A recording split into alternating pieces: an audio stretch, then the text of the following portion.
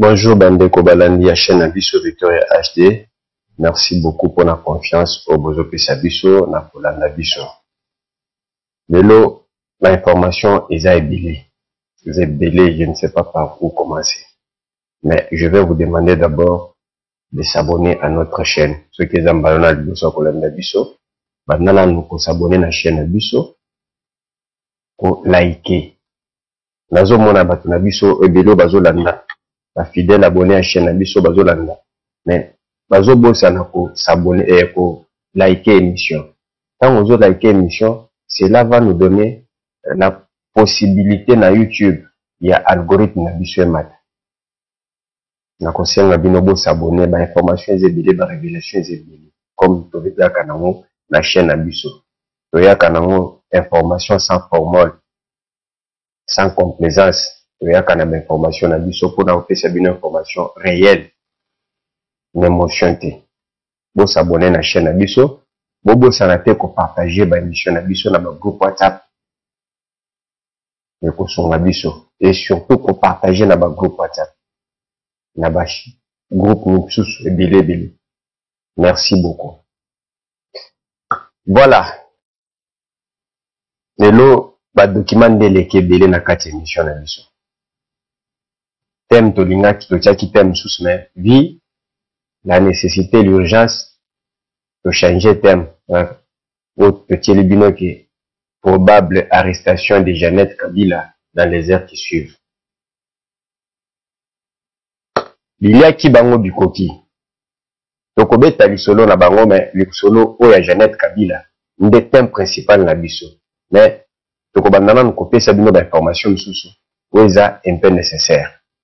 Tokobanda l'information il y a motomoko et sur la question la toile bomona ki ba photo na ye la fille Clarisse Maoro bakangati na Goma aza adjudant la 34e région militaire bakangaki ye lundi mukolo lundi na Goma par nos services de renseignement comme traite au balike belé na armée même na kati ya mboka na biso mwana mwasi oyo bakangaki ye pour la préprise abandaki ko faciliter kokota ya biloko ya M23 manduki na biloko kolia ezoleka wana ye mbabandaki olekisango babandaki kolandela ye ça fait plus ou moins 6 mois oyo bandaki kolandela dossier na ye mais bakangaki ye mokolo ya lundi. Tomonaki photo na esekilaki. Après bokangami na ye, mokolo alobi mwana mwasi oyo akomaki na Kinshasa, na Kinshasa, na sela bino photo na ye. Mwana mwasi oyo tango akomi na Kinshasa, aza na baloko na ebite soki eza aner, soki demi ape kota zali. À notre grande surprise, photo yo toyebite yango nde tozoloba batraître baza ebele po ndenga telemi bakangi ye photo est-ce ntango bakendaki kozwa ye na aéroport? C'est une question que je me pose. Ntango bakendaki kozwa ye na aéroport bakendaki na bajournaliste? On ne sait pas. Photo yo ebimi na compte X ya ba Rwandais ne babimisi photo ba partager photo. Toni tuna est-ce que tango akendaki aéroport kozwa ye bakendaki na ba journaliste pour bakangai, ba photographe pour bakangaki photo yo. Ou soit, ce sont des infiltrés, pour bakangi photo, bameni, batindeli batuna bango. Tokosenga na service ya renseignement. Balandela pe photo yo. Parfois, ezana batu po bazana batuna bango o bakota. Na ba service nyonso ya renseignement boye na boye na kati ya Congo. Balandela nanu mutu akangi photo. Est-ce que photo ekangama mutu akangi photo? Aza traite moko na bango te azolanda tina Kinshasa. Ayeba ke dossier zo volé mbeni. C'est ça ma crainte et c'est ça question on a zone mituna. Comment mutu bakangi aye na service ya renseignement? Bakangi babando kangai ba photo. Photo pe tomoni yango, tomoni ata pa ba journaliste na biso te. Tomoni yango et pas ba Rwandais. Voilà la première personne qui a publié la photo. Yeye. Na ebite soit moi si soit ka mobile. Kombone pona dutaka. Je vais expliquer aussi. Sugira Mireille. Yo mutu atindi abandi ko partager photo. So botali mona mwasi oyo aza rwandaise. C'est à partir du Rwanda oyo ba photo bandeli. Mais mutu bakangie na Congo. Ni ba journaliste na biso, ni ba nani, ni ba congolais ba publier te no mutu bande publier photo, ba bande publier photo oyo baza ba rwandais. Et pourquoi j'ai dit que kombo na ye Maoro, Clarisse Maoro eza kombo na te. Ceux qui boke bokoti na internet. Bokomona kombo ma Clarisse Maoro oyo. Ebele. Les autres peuvent dire oh mais même na Congo ils ont ba kombo so beti kombo ya mutu na Facebook au monango. Mais kombo Clarisse Maoro oyo eza kombo ya mutu oyo batu oyo bazaka na Rwanda bazaka au service o bango bazaka ba ONG bango ne ba plaidoyaka pour la cause ya Rwanda na ya batutsi. Raison pour dire que bayaka côté ba utaka pa na bango bazaka na ba kombo na bango bazaka na ngona Rwanda. Mais ceux qui quand ils arrivent au Congo ils changent de nom. Moi yo akota na service à renseignement na temps ya Kabila. Au moment où il y a brassage na mixage, nde ba se retrouver na service à renseignement. Musalo Kabila sali la biso ya ngwana. Tangu lelo na okota na dossier na ye. Tangu lelo bazolo bake guerre ya M23 ezosi la te. Au moment où Kabila abomaki déjà service à renseignement. Ba patriote bazaki kuna alongoli bango azui ba traître atondisi kuna. Je nalinga na bosana.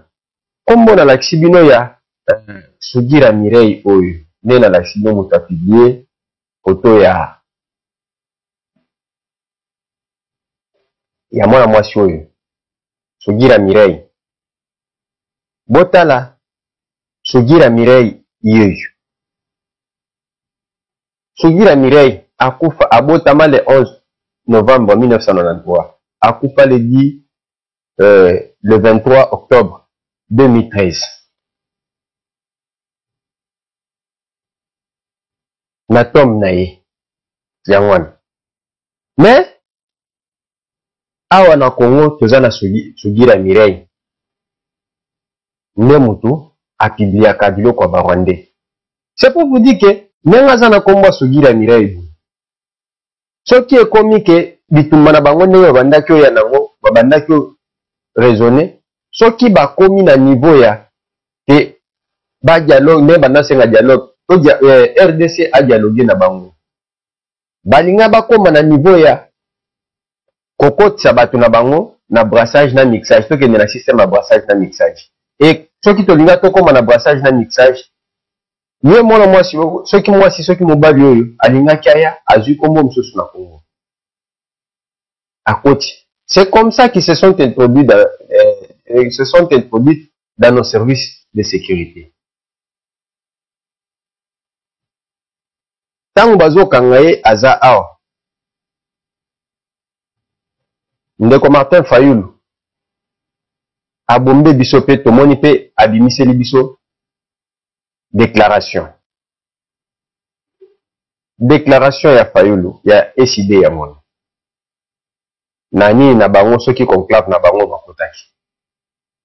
Mais ce qui m'intéresse nazo tangana no ba point oyo o basé ba pesi ba chargé bureau national ya ko exercer. Levée rapide de l'état de siège dans les provinces du Nord Kivu et de l'Ituri. Renforcement du soutien opérationnel aux forces armées de la RDC et leur assurer les ressources nécessaires pour les opérations en optimisant la chaîne de commandement et en améliorant les conditions de vie des soldats et de leurs familles. Rupture des relations diplomatiques avec le Rwanda et fermeture de toutes les frontières avec ces pays. Émission des mandats d'arrêt international contre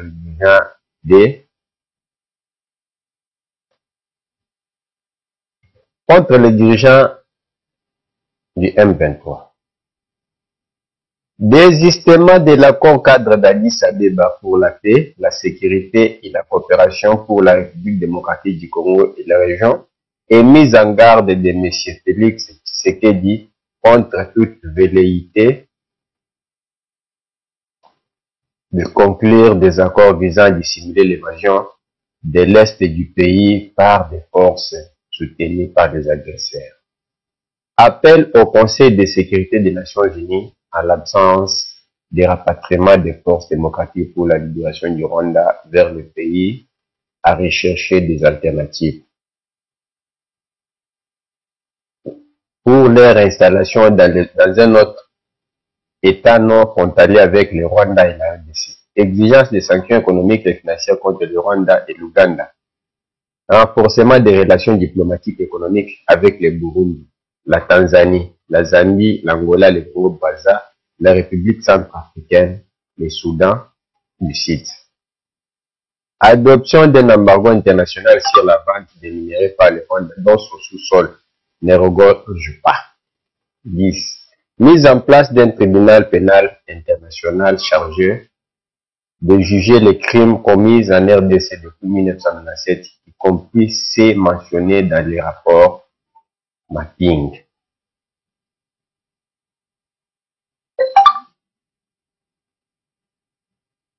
Eza na 4 points. Onga na lingi na banda ko sala analyse. Ya liboso, je rappelle que Martin Fayulu, le président national, le président fondateur et SID, était député national de 2011 à 2016. Je rappelle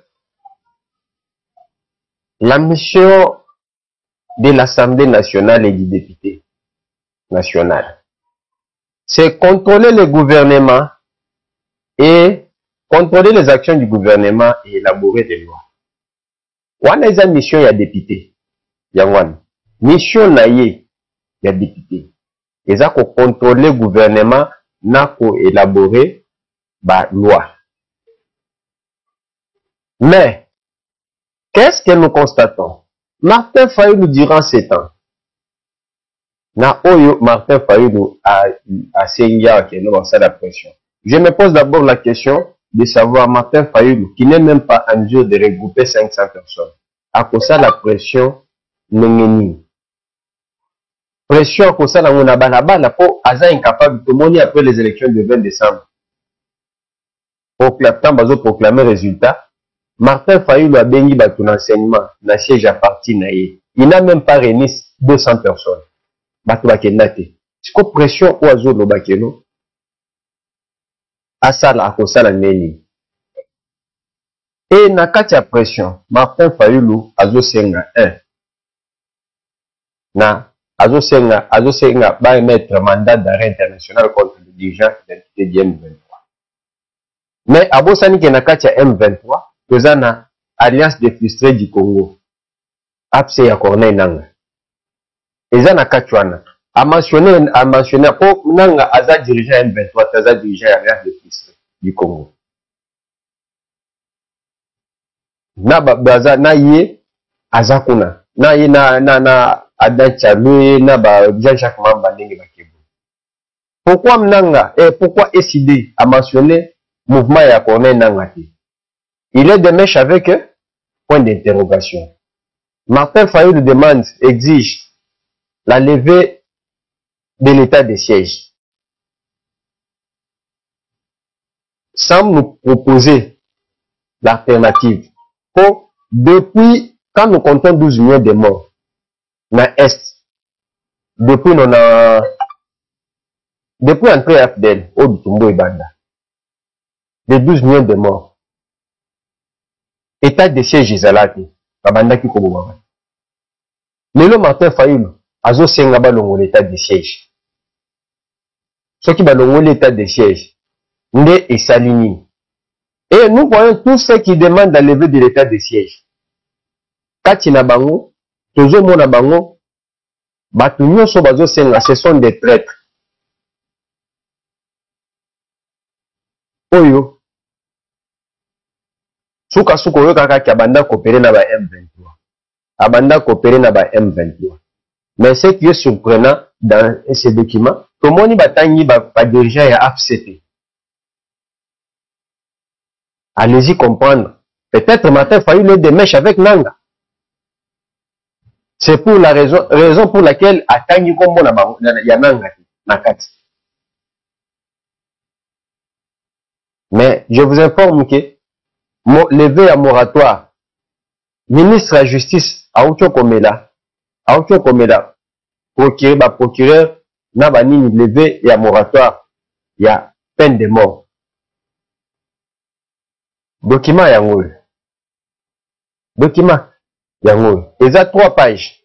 Mais on a tiré binoka page mon place où on a moni au bas commune. Na seba binoko ya belé commis envie de débarrasser l'armée de notre pays des traîtres d'une part et d'allier la reconnaissance d'actes de terrorisme et de banditisme urbain entraînant mort d'hommes d'autre part. Le gouvernement de la République a décidé lors de la 124e réunion ordinaire du Conseil des ministres du 9 février 2024 de la levée du moratoire sur l'exécution de la peine de mort. Ainsi, en exécution de cette décision, la peine de mort consécutive à une condamnation judiciaire irrévocable intervenue en temps de guerre sous l'état de siège ou d'urgence à l'occasion d'une opération de police tendant au maintien ou au rétablissement de l'ordre public ou encore pendant toute autre circonstance exceptionnelle sera exécuté et c'est en vertu notamment des dispositions ci-après. Je crois que là, Bouchi Kolanda, que peine de mort est zongi. On a battu traître nyosu. Peine de mort est zongi.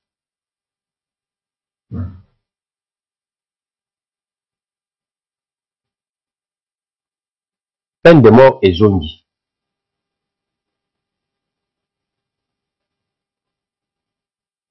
Batu bami posa lisusu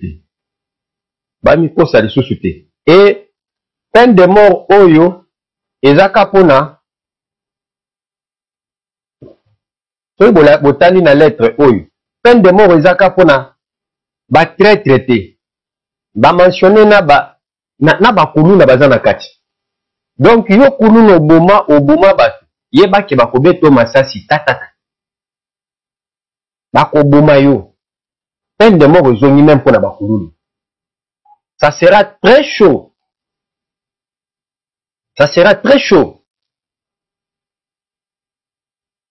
Donc on a tenu théâtralisation na Congo. Donc batu au lieu batu ebele va se concentrer qu'est-ce qui va se passer.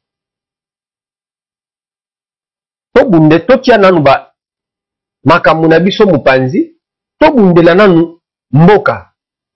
Pour les nosoki, Congo eke na maboko Rwanda. Je ne sais pas, ma politicien nyonso oyo bazo tia makele le bazo babi ba unity sekei. Bakotika la wapi. Bakoya kosala ko. D'abord Tshisekedi est un politique est un démocrate. Allez-y voir bisika nyonso des territoires oyo M23 kanyi. Bon mona soki muto akotelema, oh je suis opposant. À ça la marche. Est-ce que SID zaka na rupture na Masisi? Bako ko sala président SID na Masisi na rupture. Et bazaba nani? Bako telema basa la déclaration. Mais imaginez que place Baronde bazawa na bazu Congo mobimba. SID matin pa yo na ko bima na fa den house pour ça la marche. Liboso M23. Il y a un groupe d'individus, batelemipe, basali. Nantia na bino nanu. Bolanda bango, après tozonga toya ko analyser ni na bango. La République démocratique du Congo, notre cher et beau pays, vient de boucler son 4e cycle électoral avec les scrutins de 2023. Un cycle qui a été caractérisé par plusieurs irrégularités ayant affecté l'intégrité des différents scrutins. Il est temps de nous questionner sur l'existence de cette CENI qui, au lieu d'être un organe indépendant, transparent et crédible, s'est transformée en une institution porteuse des germes de conflits sociopolitiques qui risquent d'embraser notre pays. Le cycle électoral qui vient de se terminer, qui a non seulement laissé l'opposition divisée, mais qui a aussi réduit son impact à une portion congrue. Chers invités, à l'heure actuelle, la République démocratique du Congo a besoin d'une opposition capable de se rallier derrière l'intérêt du peuple, car les égos des figures de proue de l'opposition constituent le grand obstacle à une vision fédératrice. Il s'agit là du contexte qui émane de ces élections. La République démocratique du Congo a besoin d'une opposition capable de se rallier derrière l'intérêt du peuple, car les égos des figures de proue de l'opposition constituent le grand obstacle à une vision fédératrice. L'opposition est essentielle à notre démocratie, mais également au bon fonctionnement de nos institutions. Fort de ce constat unanime, il s'impose la nécessité de repenser l'opposition congolaise afin de la façonner en une alternative crédible. Nous nous sentons dans l'obligation de lancer un appel vibrant à tous les acteurs politiques épris d'une République démocratique du Congo nouvelle pour rejoindre Alternative 2028. Ensemble, retrouvons pleinement notre fierté et dignité pour donner corps au rêve de Simon. Wana ya Dondo Mbasi a créé Borna Msous, Alternative 2028. Au moment où, je disais quoi? Au moment où nous avons une menace à l'est du pays, Yazo créé, Azom on a déjà 2028. Alternative 2028. 2028, on a pour l'élection. C'est ce qui est pour lui nécessaire. Adon Dombasi était au Parlement. Tozana, Makambu, Oezo Tunisa. Congo. Nous qui sommes dehors. Par exemple, tracasserie policière. Adon Dombasi qui est au Boye Bissanga, à part, je crois que Azana 2 lois pour Alexa na Parlement. Même sur la campagne, la plateau, il y a Top Congo. Batuna qui est Makambouane. Je ne suis pas, je ne minimise pas ces lois. Mais, à Don Dombasi, Tozana ba, loi est belle na mboko. Ozo senga pour révisiter. Nous sommes depuis 1960. Je vais prendre d'abord l'exemple de la police. Nous avons une tracasserie policière au peuple à Sibir à tous les jours. Et à tout moment. Na sala émission est-ce que Adon Dombasi afandaki atala teke na kosa la loi moko ya la police na barème de sanctions que ceux qui policiers bakutie na corruption aza obligé baradier na la police ba bengana na la police kibela na kati ya loi wana. Bakuti qui oza na tracasserie. Policier ceux qui abeti mutu masasi sans preuve comme criminel. Donc aza obligé baradier dans la police. Ce sont donc loi cause à la sanitaire. Nous avons beaucoup de lois. En dehors de cela, nous avons le chef Martin Fayou pour la mission à député, contrôler le gouvernement. C'est Gilles Alinguette qui est devenu célèbre dans le contrôle. Il y a des entreprises publiques, même dans le gouvernement. Mais, député national à Dombassi, pendant 5 ans, compagnie entreprise publique, Oyo Akendaki, pour auditer, Akendo contrôler, que bazo fonctionner néni. Or que bango bazali kolo ya IGF. Maintenant zo la mission que alternative 2028, alternative 2028. Donc on a senti que non, c'était frustré. Et quand je regarde tous ces gens, oh baza tout autour de lui. Je ne vois personne. Je ne vois personne. Oyo na monike, mutu oyo ko mobiliser 100 personnes. Kati na bango. 7 kikuni, même na venir à 7 kikuni ba yediete. Na venir à 7 kikuni ba yediete.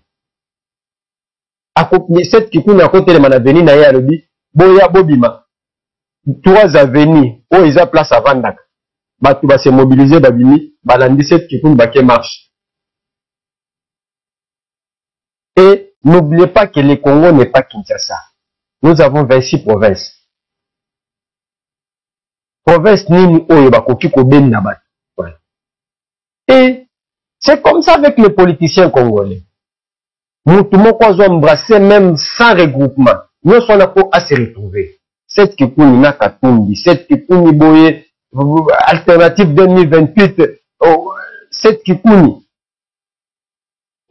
Iye moko boye. Martin Fayulu, a s'embrasser, na makatumbi, a kendena ba mupege, tout ça. Regardez.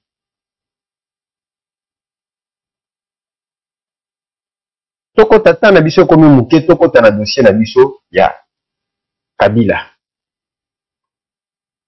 Avant-hier, tomoni kaka communiqué okueyi. Batu ya Kingakati, balancer communiqué oyo. Fondation Musée, basali communiqué oyo, balobi ke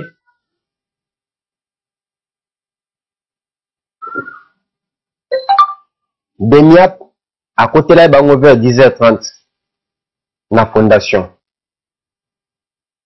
Bazui ba ordinateur, ba clé USB, ba disque dur, ba téléphone, na da bien de valeur. Na ba biloko oya ba jana bango, na bilamba. Bazui na bilamba na ba sapati. C'est-à-dire que donc ceux qui te l'ont dit déclaration ya Jeannette Kabila oyo. C'est-à-dire que bato adenia baye koyiba biloko ya fondation Kabila bayibina biloko ya bato na ba travailleur na bango. Ceux qui te l'ont tout expliqué.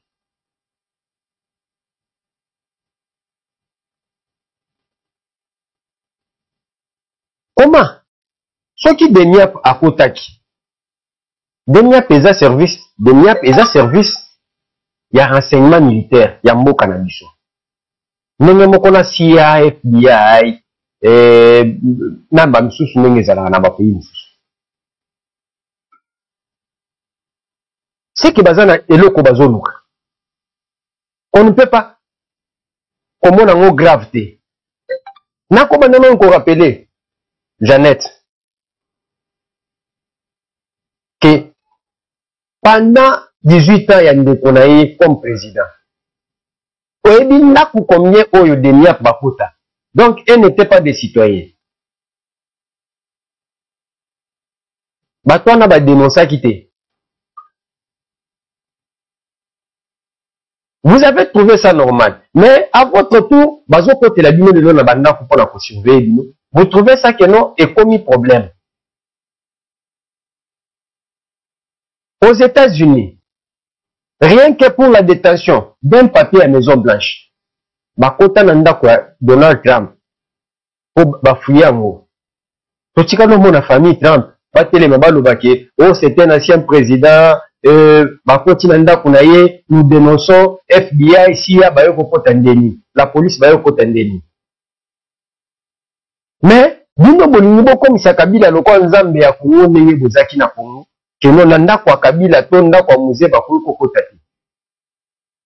Et vous avez cité des choses na kati ya déclaration na yo ocité biloko délai bachaussure banini wana je sais sans kokotela bango sans kokotela bato ya denia nayebi ke c'est un service spécialisé ntango bazokendeke bakende na ndako ya motu mpo basala enquête biloko nyonso bakobimisa ce sont des juristes il y a des juristes parmi eux bakosala PV ceux qui peuvent saisir d'objets baresponsable baza place wana bakosigné na PV wana biloko nyonso oyo Jeannette atangi na basapatu na banini oyo ya batravailleur denia pakozwa ngo mpo bakelata bakende obomba bakende teka bakozwa ngo mpo na nini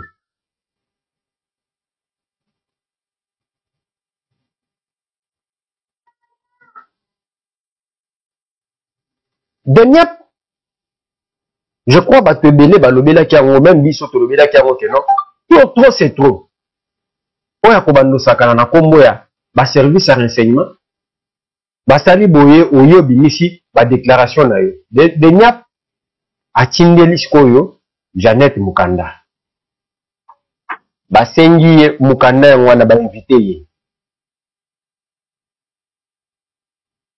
Jeannette doit se présenter na bureau ya renseignement babengi ye pour besoin de renseignement vous êtes invité à vous présenter dès réception de la présence à l'état-major du renseignement situé sur avenue Bokoro numéro 10 dans la commune de Ngaliema. C'est-à-dire que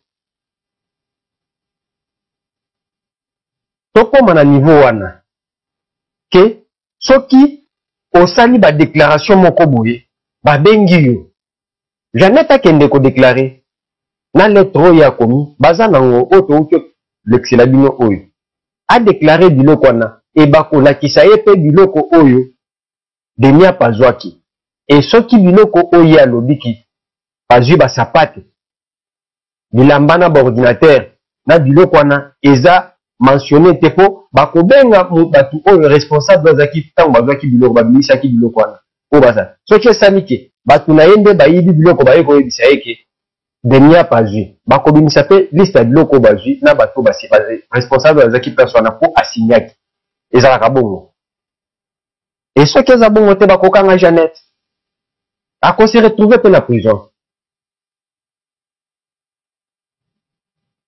Je crois que na tongo awa ndenge aza boye peut-être asi akei ou azokindi pe kuna eza makambo te oyo te na kotinda bavoka na nga te yo moko yaka po soki aboyi kokende lelo bakotindela ye mosusu ntango ekoma misato manu militari omukama te bakoya kozwa ye bake obomba ye kuna ntango Denia akendaki olukwana nous avons des traites partout na Congo même ici à Kinshasa il y a des traites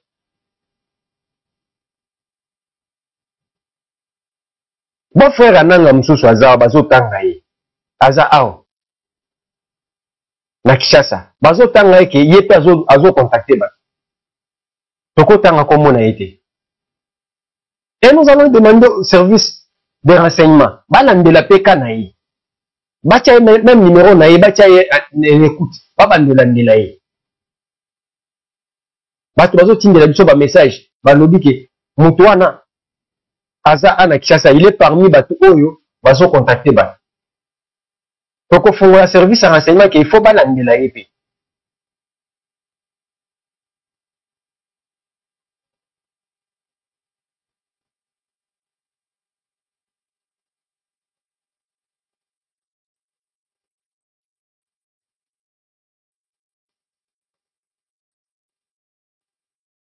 il y a des gens oyo baza soupçonné na makambo.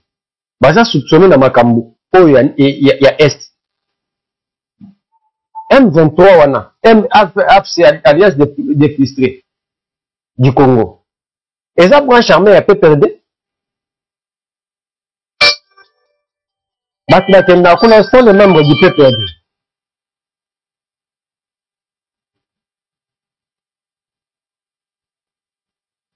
Merci beaucoup, merci beaucoup. Je crois que to soutien wa tole bino tamulai to kutani mbala sima na kati émission na biso. Merci. Kutani mbala sima.